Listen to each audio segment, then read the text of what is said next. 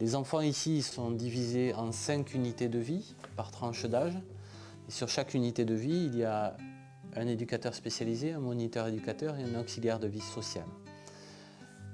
Par-dessus ces professionnels de la prise en charge éducative viennent les différents thérapeutes, orthophonistes, psychomotriciens, kinés, psychologues, mais aussi enseignantes spécialisées, assistantes sociales et infirmiers, qui vont réaliser des prises en charge pluridisciplinaires sur les unités de vie et faire également des prises en charge individuelles. Tout l'établissement a été pensé pour la prise en charge de ces enfants présentant des troubles autistiques, puisqu'il faut savoir qu'ils ne perçoivent pas le monde comme nous et que les informations leur arrivent différemment. Ainsi, on a des murs qui sont relativement neutres, des couleurs qui ont été choisies en fonction, des lieux qui sont repérants, ni trop grands ni trop petits, et du matériel qui est vraiment adapté. C'est en ça que l'Institut spécialisé autisme est vraiment unique en son genre et que tout le projet a été monté pour ces enfants-là. Je dirais qu'il n'y a pas un enfant autiste, il y a autant d'autisme que d'enfants autistes. Ce dont on se rend compte le plus ici, depuis l'ouverture, c'est que chaque enfant est très spécifique et ces problématiques sont vraiment particulières. De façon classique, il peut y avoir les problèmes de socialisation, les problèmes de langage, gestes répétitifs, qu'on appelle stéréotypés, des hyper- et des hyposensibilités à tous les éléments de l'environnement, des retards dans l'apprentissage. Voilà, tout ça, c'est des facteurs qui permettent aux professionnels de diagnostiquer qu'un enfant peut avoir des traits autistiques. On va s'adapter à ces spécificités. On va mettre en œuvre ici des prises en charge individualisées. Donc chaque enfant a un projet personnalisé. Et ce projet personnalisé va aboutir à un planning individuel. Donc ici, on a autant de planning que d'enfants. Donc voilà, on a 30 plannings différents et c'est vraiment la difficulté, mais c'est aussi pour ça que ça fonctionne bien et qu'on a des résultats qui sont vraiment intéressants. Pour ma part, j'ai un rôle de soutien aux équipes, à l'équipe éducative, notamment pour ce qu'on a mis en place, donc ce qu'on appelle la boîte à outils. Donc c'est un outil créé par l'Institut, où à l'intérieur on peut piocher différentes stratégies, donc notamment les stratégies éducatives. Alors à l'intérieur de la boîte à outils, qu'est-ce qu'on peut y trouver? Donc on va y trouver des aides, notamment pour aider tout ce qui est sur l'environnement, sur le temps, parce que les autistes, ils ont énormément de difficultés à apprécier tout ce qui est spatio-temporel, donc le repérage de l'espace, le repérage du temps. Donc à l'intérieur de cette boîte, on va trouver justement des outils qui vont nous permettre d'aider ces enfants dans ce repérage spatio-temporel. On va trouver aussi énormément d'outils pour tout ce qui va être activité pédagogique et cognitive, donc apprentissage des couleurs, etc., mais qui vont aussi nous permettre d'aider ces enfants d'avoir un comportement élève. C'est pas le but premier certainement de l'Institut, mais ça va leur aider à apprendre de nouvelles compétences. On va y trouver aussi tout ce qu'on appelle ici séquentiel. Donc par exemple sur un lavage des mains, vous savez pertinemment qu'il y a différentes étapes et on va créer justement des aides visuelles parce que les enfants autistes ils ont une meilleure compréhension visuelle que verbale et ça va vraiment leur permettre de décomposer toutes les étapes du lavage des mains par exemple, des toilettes, de la mise des couverts, etc. Donc dans cette boîte à outils on retrouve tout ça, c'est vraiment pour les aider à apprendre de nouvelles compétences. Allez, l'autre chaussette. Oui, Nolan, on va rentrer. Fais la photo.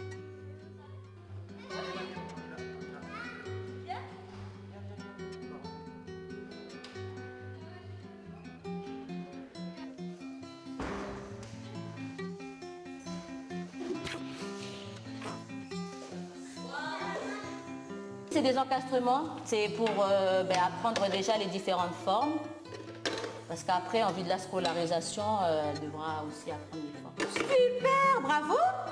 Oui, bravo, Odile. On continue. Oh, regarde. Waouh, les scratchs. Non, tu veux pas? Tu veux faire quoi? Regarde, regarde. Regarde, qu'est-ce que tu veux faire? Ok, l'encastrement. Allez, tiens. Tu prends? Allez. Ça, c'est pour travailler aussi la motricité fine, donc le travail avec les doigts. Voilà, hop. Tu mets, Odile? Le canard? Oui, bravo, Odile, le canard. Et ça? Le ballon? Tu mets le ballon? Bravo! Continue? Super, Odile, bravo! Oui, c'est fini, tu mets dedans? Tiens, mets dedans. Je fais beaucoup de guidance gestuelle pour lui montrer. Voilà. Qu'est-ce que tu veux? Regarde. Ça? Oui? Ok. Donc elle essaie de faire oui de la tête. On lui a appris aussi à... Tiens. Allez, on continue? Tiens. Super.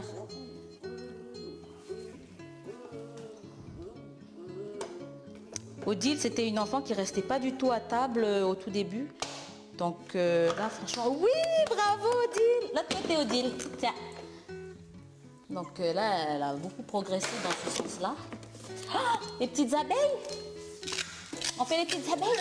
Tiens. Non, tu veux pas? Ah bah tu veux pas, mais tu fais. C'est bien, Odile.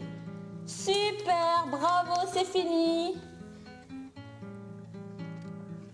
C'est bien. Travailler, c'est fini, Odile? Travailler, c'est fini? Oui, c'est fini. Elle fait le geste macaton comme ça pour dire que c'est fini. Allez. Alors au début, elle ne savait pas du tout communiquer. Donc on lui a appris ce qu'on appelle le macaton. C'est des gestes en fait pour faire ses demandes, pour communiquer. Et donc elle a tout appris ici. Donc on a commencé par des gestes, on va dire des besoins comme manger, boire et tout ça. Et donc voilà, maintenant, du coup, elle aime bien puisqu'elle se fait comprendre, quoi. Donc des gestes simples et du coup, même pour les photos, on a mis exprès les photos pour qu'elle fasse des demandes. Donc comme elle vient de faire, là, elle cherchait les Legos, elle m'a demandé la photo des Legos pour que je lui donne, quoi. Voilà. Et oui, la piscine à balles. Ouais. Allez, ben on va faire un tour à la piscine à balles. Là, on a fait un travail éducatif en individuel et du coup, pour un peu l'encourager dans cette dynamique, on lui donne tout ce qu'elle, enfin, les choses qu'elle aime bien qui vont la faire qu'elle va continuer à... D'accord. Allez, tu viens, on va à la piscine à balles. Alors, la piscine à balles, j'ai même pas besoin de photo, elle comprend déjà le mot. Alors qu'au début, on était obligé de montrer la photo. Maintenant, elle me suit sans problème parce qu'elle sait... Allez, viens. Très bien, Odile, on enlève les chaussures. Super. Diana aussi, elle enlève.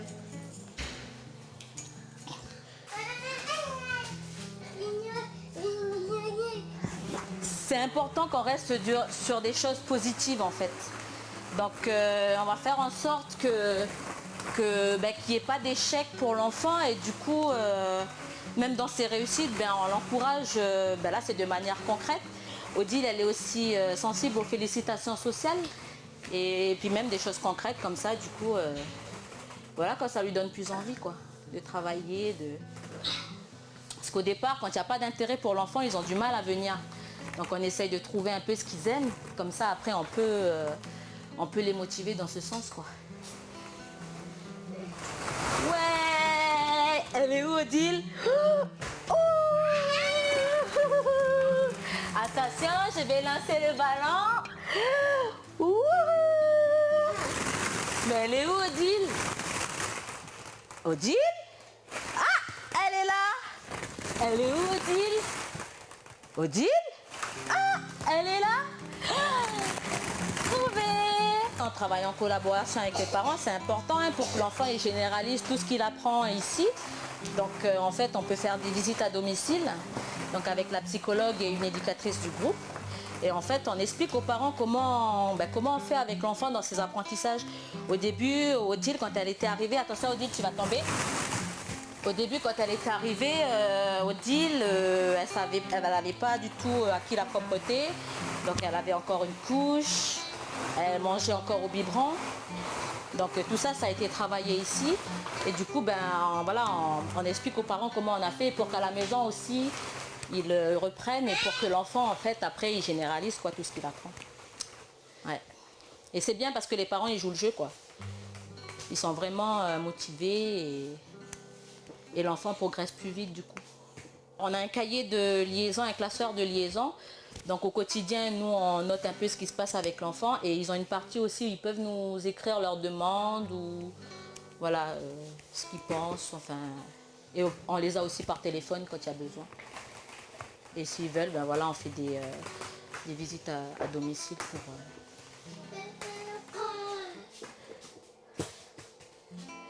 Alors Mathéo, tu vois ce qu'on a fait? Tu te rappelles? On va mettre les cartes ensemble. Je travaille à l'ISA depuis la rentrée de l'Institut. Le but étant de préparer les enfants en jeune âge à rentrer en milieu ordinaire, en classe ordinaire. Donc on va travailler tous les prérequis nécessaires à l'apprentissage, aux premiers apprentissages de maternelle. Ensuite, donc, on va travailler la motricité fine, les associations, les tris, avec du matériel adapté, facile à manipuler pour les enfants. Donc la pince, vous voyez, avec les petites pinces, travailler avec tout matériel, avec les pinces à linge, d'associer, du tri. Ensuite, il y aura l'apprentissage, bien sûr, du prénom, premiers apprentissages de lecture et de numération. Donc, je participe aussi aux réunions éducatives dans les écoles pour parler des enfants, pour aussi adapter les apprentissages. Quand il y a des petites difficultés, on peut adapter. Je suis en lien avec l'enseignante et dès que c'est possible, les enfants sont intégrés par demi-journée dans la classe d'âge. Le bateau. Regarde, le bateau. Là, c'est pour travailler l'attention et avant d'être dans l'action, de regarder avant de faire. L'avion. L'hélicoptère. Le train. La voiture. Oh, super Mathéo. Voilà. Super. C'est fini. Sûr. C'était super Mathéo. Tape là. Tape dans la main. Ouais. Regarde. Ouais.